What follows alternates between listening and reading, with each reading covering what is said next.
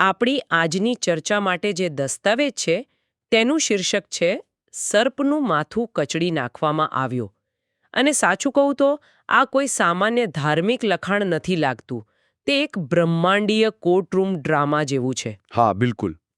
તેની શરૂઆત એક ચુકાદાથી થાય છે, પછી તે આપણને એ ગુનાહના મૂળ સુધી લઈ જાય છે જે પ્રથમ આદમ દ્વારા થયો હતો, અને અંતે તે બતાવે છે કે કેવી રીતે સાચો વારસદાર પોતાનો હક પાછો મેળવે છે. અને હવે તેના અનુયાયીઓની શું ભૂમિકા છે? બરાબર. આ દસ્તાવેજ પિતા, પુત્ર અને આ જગતનો શાસક એટલે કે શેતાન વચ્ચેના કાનૂની સંબંધોની વાત કરે છે. તો ચાલો આ કેસની ફાઇલ ખોલીએ. પહેલો જ મુદ્દો ખૂબ જ દમદાર છે. આ લખાણ કહે છે કે પિતાએ ન્યાય કરવાનો બધો જ અધિકાર પુત્રને સોંપી દીધો છે. હવે સામાન્ય રીતે આપણે વિચારીએ કે સર્વોચ્ચ સત્તા પોતાની પાસે જ ન્યાયનો અંતિમ અધિકાર રાખે, તો પિતાએ આ બધી જવાબદારી પુત્રને શા માટે સોંપી? તેની પાછળનો મુખ્ય હેતુ શું હતો? આ પ્રશ્ન જ એટલે આખા દસ્તાવેજના હાર્દમાં લઈ જાય છે. અહીં જે વાત રસપ્રદ છે તે એ છે કે આ અધિકારનું સ્થાનાંતરણ માત્ર એક વહીવટી નિર્ણય નથી. ઓકે. પણ તેનો હેતુ ખૂબ જ ઊંડો છે. દસ્તાવેજ યોહાનની સુવાર્તાનો સંદર્ભ આપે છે, જ્યાં લખ્યું છે કે આ એટલા માટે કરવામાં આવ્યું જેથી બધા લોકો જેમ પિતાનું સન્માન કરે છે તેમ પુત્રનું પણ સન્માન કરે. એટલે બંનેનું સન્માન સરખું થવું જોઈએ. બરાબર. આનો અર્થ એ છે કે પુત્રનું સન્માન કરવું એ વૈકલ્પિક નથી. જો તમે પુત્રને માન નથી આપતા તો તમે પિતાને પણ માન નથી આપી રહ્યા. આ એક અવિભાજ્ય સન્માન છે. એટલે કે આ અધિકારની સોંપણી એ પુત્રની પદવીને સ્થાપિત કરવા માટે હતી, પણ દસ્તાવેજમાં એવો પણ ઉલ્લેખ છે કે પુત્રને આ અધિકાર એટલા માટે મળ્યો કારણ કે તે માણસનો દીકરો છે. હા. આ થોડું વિરોધાભાસી નથી લાગતું? આપણે વિચારીએ કે તેને દૈવી હોવાને કારણે અધિકાર મળ્યો, પણ અહીં તો તેના માનવ હોવા પર ભાર મૂકવામાં આવ્યો છે. બિલકુલ. અને આ જ આ દસ્તાવેજની સુંદરતા છે. તે કહે છે કે પુત્ર જે ઈશ્વર છે તે મનુષ્ય બન્યો. અને કારણ કે તેણે માનવતાનો અનુભવ કર્યો છે, દુઃખ અને પરીક્ષણો સહન કર્યા છે, તેથી તે મનુષ્યોનો ન્યાય કરવા માટે સંપૂર્ણપણે યોગ્ય છે. ઓહ, કારણ કે તે સમજી શકે છે. ચોક્કસ. તે માત્ર એક બાહ્ય ન્યાયાધીશ નથી જે નિયમોની ચોપડી લઈને બેઠો છે, પણ તે એવો ન્યાયાધીશ છે જેણે પોતે જે મેદાનમાં રમત રમી છે. તેનું માનવ હોવું એ તેના ન્યાયને કરુણા અને સમજણથી ભરી દે છે. સમજાઈ ગયું. તો આ ન્યાયનો અધિકારનો ઉપયોગ ક્યાં થયો? લખાણ કહે છે કે આ જગતના શાસકનો ન્યાય તો થઈ ચૂક્યો છે. આ શાસક કોણ છે અને તેનો ન્યાય ક્યારે અને કેવી રીતે થયો? આ શાસક એટલે શૈતાન. અને અહીં જ આપણો પેલો કોર્ટરૂમ ડ્રામા તેની પરાકાષ્ઠાએ પહોંચે છે. દસ્તાવેજ મુજબ તેનો ન્યાય વધસ્તંભ પર થયો. વધસ્તંભ પર? હા. આપણે સામાન્ય રીતે વધસ્તંભને પાપોની માફી માટેના બલિદાન તરીકે જોઈએ છીએ. પણ આ દસ્તાવેજ એક અલગ જ ચિત્ર રજૂ કરે છે. કુલોસ્સીના પત્રનો હવાલો આપીને તે કહે છે કે પુત્રએ વધસ્તંભ દ્વારા શાસકો અને સત્તાઓને નિઃશસ્ત્ર કરી દીધા અને તેમના પર જાહેરમાં વિજય મેળવ્યો. એક મિનિટ, નિઃશસ્ત્ર કરી દીધા. આ તો ખૂબ જ શક્તિશાળી શબ્દ છે. છે ને? આનો અર્થ શું એવો થાય કે વધસ્તંભ એ માત્ર એક આધ્યાત્મિક ઘટના નહોતી, પણ એક પ્રકારનો કાનૂની અને બ્રહ્માંડીય ચુકાદો હતો, જાણે કે કોર્ટમાં દુશ્મનને હરાવીને તેની પાસેથી તેના હથિયારો અને કાનૂની દસ્તાવેજો છીનવી લેવામાં આવ્યા હોય? તમે બરાબર સમજ્યા. તે એક એવી ક્ષણ હતી જ્યાં શૈતાનનો પૃથ્વી પર શાસન કરવાનો કાનૂની દાવો હંમેશા માટે રદ કરવામાં આવ્યો. આ વિચાર ધર્મના દૃષ્ટિકોણને બદલી નાખે છે, ખબર છે? હા, બિલકુલ. વાત ફક્ત વ્યક્તિગત પાપોની માફીની નથી, પણ સમગ્ર બ્રહ્માંડના શાસન પર કોનો અધિકાર છે તેની છે. વધસ્તંભ એક કોસ્મિક વિજય હતો, જ્યાં શૈતાનના અધિકારને કાયદેસર રીતે પડકારવામાં આવ્યો અને તેને પરાજિત કરવામાં આવ્યો. અહીંથી વાત ખરેખર રસપ્રદ બને છે. દસ્તાવેજ કહે છે કે જ્યારે ઈશ્વર એક નિર્બળ મનુષ્ય તરીકે પૃથ્વી પર આવ્યા, ત્યારે તે પોતે જ એક કસોટી બની ગઈ. આ કસોટીએ કોણ સાચું છે અને કોણ ખોટું તે છતું કરી દીધું. પણ નબળાઈ કેવી રીતે કસોટી બની શકે? સામાન્ય રીતે તો શક્તિ કસોટી હોય છે. સારો પ્રશ્ન છે. આ લખાણ મુજબ નમ્રતા અને પ્રેમ એ જ અંતિમ કસોટી છે. તે બે પ્રકારની પ્રતિક્રિયાઓ દર્શાવે છે. એક તરફ ન્યાયી દૂતો છે. તેઓ હંમેશા ઈશ્વરની શક્તિ અને વૈભવને જોતા આવ્યા હતા. પણ જ્યારે તેઓ સર્વશક્તિમાન ઈશ્વરને એક લાચાર, મર્યાદિત મનુષ્ય તરીકે જુએ છે ત્યારે તેઓ શું વિચારે છે? તેઓ ગુસ્સે થવાને બદલે તેમના પ્રેમથી અભિભૂત થઈ જાય છે. તેમના માટે આ ઈશ્વરના ચરિત્રની પરાકાષ્ઠા છે કે તેઓ એટલા મહાન છે કે તેઓ નાનામાં નાના બની શકે છે. તેથી તેઓ વધુ વફાદારીથી તેમની આજ્ઞાનું પાલન કરે છે. અને બીજી તરફ જે પતિત દૂતો છે? બીજી તરફ પતિત દૂતો છે, જેનું નેતૃત્વ શેતાન કરે છે. તેઓ ખરેખર ક્યારેય ઈશ્વરના ચરિત્રને પ્રેમ કરતા નહોતા. તેઓ તો ફક્ત તેમની શક્તિની પૂજા કરતા હતા. ઈશ્વરને વધસ્તંભ પર મારી નાખે છે. ઓહ!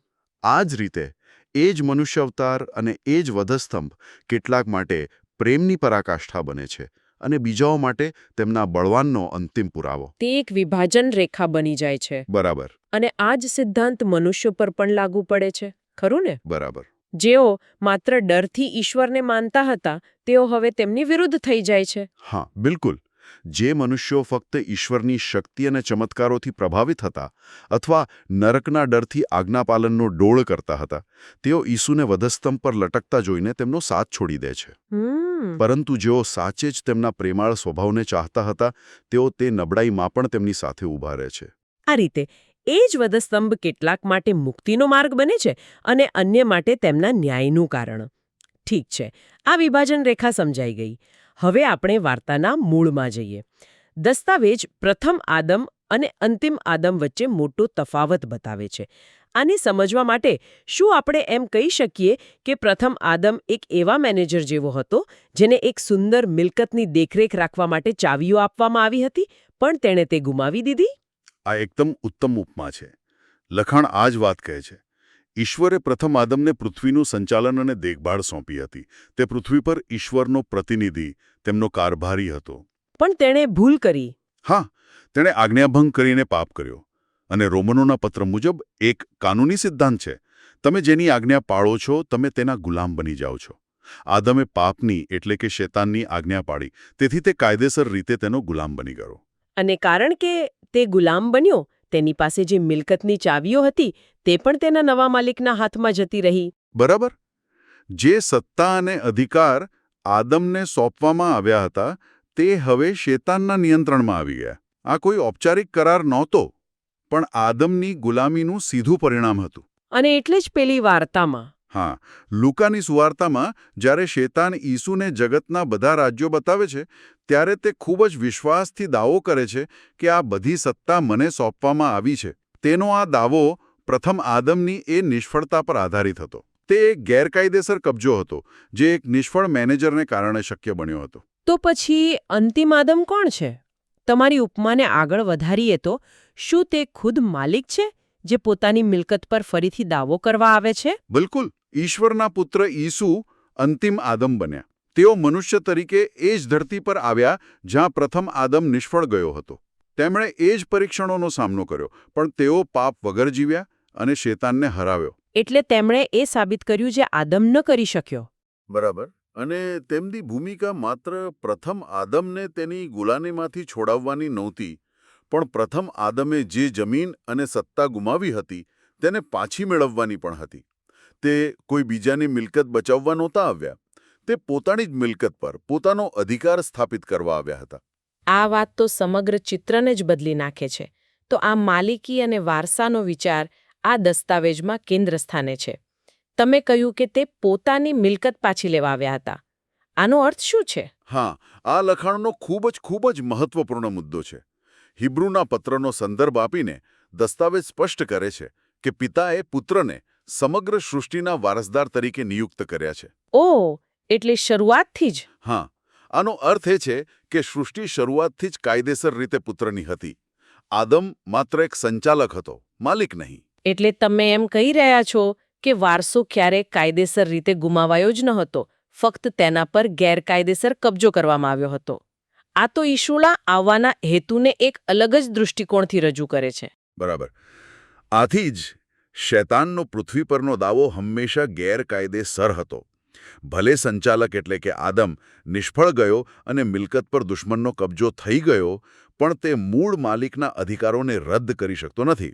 મૂળ માલિક તો પુત્ર જ છે. હા, તેથી જ્યારે પુત્ર, જે સાચો માલિક અને વારસદાર છે, પૃથ્વી પર આવે છે, ત્યારે તે એક મુક્તિદાતા તરીકે આવે છે, પણ સાથે સાથે એક માલિક તરીકે પણ આવે છે, જે પોતાની સંપત્તિ પર ફરીથી દાવો કરે છે. ઠીક છે.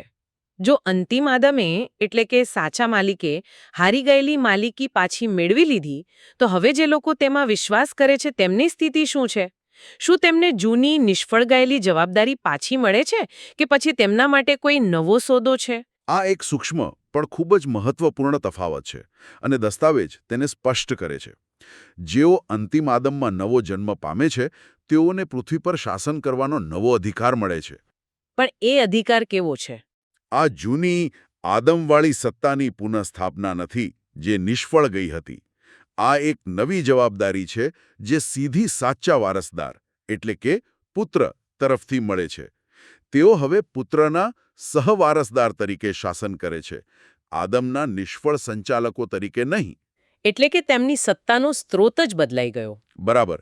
તેમની સત્તાનો સ્ત્રોત હવે આદમની નિષ્ફળતા નથી, પણ પુત્રનો વિજય છે. આ સ્પષ્ટતા ખૂબ જ મહત્વની છે. તો હવે આપણે વર્તમાન સમયમાં આવીએ. આ બધી બ્રહ્માંડીય ઘટનાઓ પછી આજના સમયમાં માનવતાની શું ભૂમિકા છે? લખાણ શહીદ સાક્ષીઓ જેવા ભારે શબ્દોનો ઉપયોગ કરે છે. આનો શું અર્થ છે?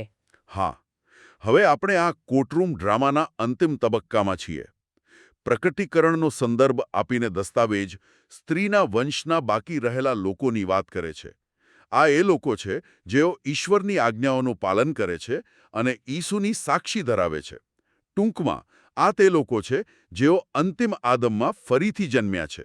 અને તેમની ભૂમિકા સાક્ષી આપવાની છે. પણ શેની સાક્ષી? કોર્ટમાં કોની સામે?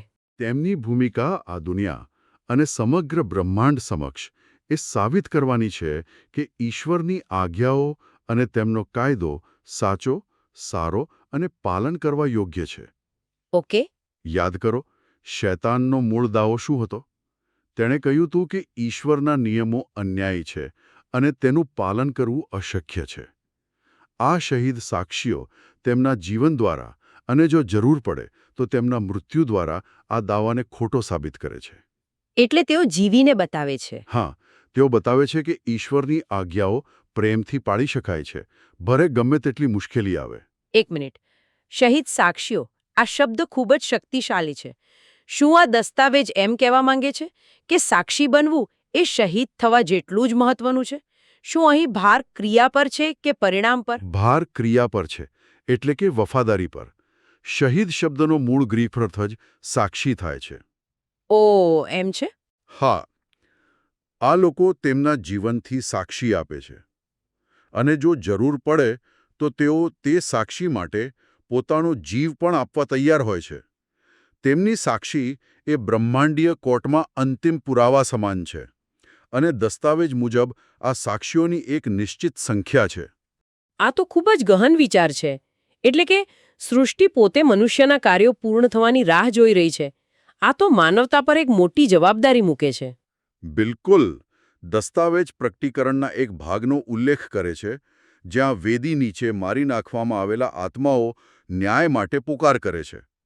તેમને કહેવામાં આવે છે કે તેઓ ત્યાં સુધી રાહ જુએ જ્યાં સુધી તેમના સાથી સેવકો અને ભાઈઓની નિર્ધારિત સંખ્યા, જેઓ તેમના જેવા જ મારી નાખવામાં આવવાના છે, તે પૂર્ણ ન થાય. એટલે કે એક ક્વોટા પૂરો થવાનો છે. એક રીતે કહી શકાય. આનો અર્થ એ છે કે સૃષ્ટિનો અંતિમ ન્યાય અને મુક્તિ આ સાક્ષીઓની સંખ્યા પૂર્ણ થવા સાથે જોડાયેલી છે. અને જ્યારે તે સંખ્યા પૂર્ણ થશે ત્યારે શું થશે? જ્યારે આ સંખ્યા પૂર્ણ થશે ત્યારે ઈશ્વરના ચરિત્ર અને તેમના કાયદાની સત્યતા સમગ્ર બ્રહ્માંડ સમક્ષ સંપૂર્ણ રીતે સાબિત થઈ જશે. શૈતાનનો છેલ્લો દાવો પણ ખોટો ઠરશે. ત્યારે અંતિમ ન્યાય થશે અને સૃષ્ટિને દુઃખ, પીડા અને ભ્રષ્ટાચારમાંથી મુક્તિ મળશે. અને આ વિજયમાં શહીદોની ભૂમિકા હશે. બરાબર. આ શહીદોના બલિદાન દ્વારા જ શૈતાન પર અંતિમ અને જાહેર વિજય પ્રાપ્ત થશે, કારણ કે તેઓ સાબિત કરે છે કે પ્રેમ ડર અને મૃત્યુ કરતાં વધુ શક્તિશાળી છે. આજે આપણે એક ખૂબ જ જટિલ પણ રસપ્રદ દસ્તાવેજની ઊંડાણપૂર્વક ચર્ચા કરી. આપણે જોયું કે કેવી રીતે પુત્રનો ન્યાય, વધસ્તંભનું મહત્વ અને પ્રથમ અને અંતિમ આદમની વાર્તા બધું એકબીજા સાથે જોડાયેલું છે. હા, આ બધું એક મોટા બ્રહ્માંડીય નાટકના ભાગ જેવું છે જે આખરે સૃષ્ટિની મુક્તિ તરફ દોરી જાય છે. ખરેખર આ લખાણનો મુખ્ય સાર એ છે કે વિજય ફક્ત એક અમૂર્ત આધ્યાત્મિક ખ્યાલ નથી, પરંતુ તે માલિકી અને અધિકારની વાસ્તવિક કાનૂની પુનઃસ્થાપના છે.